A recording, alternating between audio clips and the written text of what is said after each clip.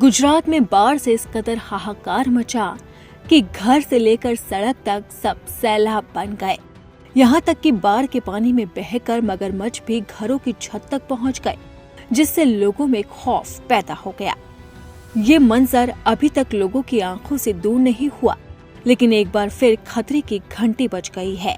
गुजरात में मौसम विभाग ने बारिश को लेकर अलर्ट जारी किया है। वहीं इसी के साथ ही गृह मंत्रालय ने गुजरात में बारिश और बाढ़ से हुए नुकसान का आकलन करने के लिए एक अंतर मंत्रालय केंद्रीय टीम का गठन किया।